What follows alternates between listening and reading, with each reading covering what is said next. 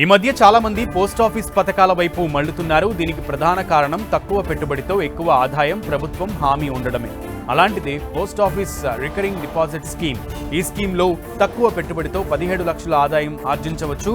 ప్రతి ఒక్కరూ తమ కష్టార్జితంతో మంచి ఆదాయం పొందాలని కోరుకుంటారు. ముఖ్యంగా భవిష్యత్ అవసరాలైన పిల్లల చదువులు, పెళ్లిళ్లు లేదా ఇతర ఆర్థిక లక్ష్యాల కోసం పెద్ద మొత్తంలో నిధిని కూడబెట్టడం చాలా అవసరం.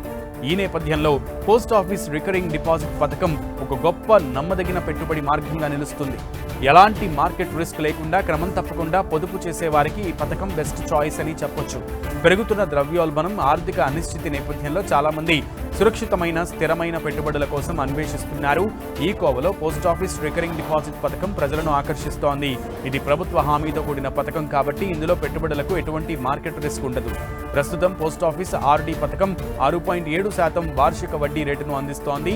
ఈ వడ్డీ చక్రవడ్డీ పద్ధతిలో లెక్కిస్తారు. అంటే మీరు వడ్డీపై కూడా వడ్డీని సంపాదిస్తారు. ఈ పథకంలో ప్రతి నెల ఒక స్థిరమైన మొత్తాన్ని డిపాజిట్ చేయాలి. కేవలం 100 రూపాయలతో ఆర్డీ ఖాతాను ప్రారంభించవచ్చు. గరిష్ట డిపాజిట్కు ఎటువంటి పరిమితి లేదు.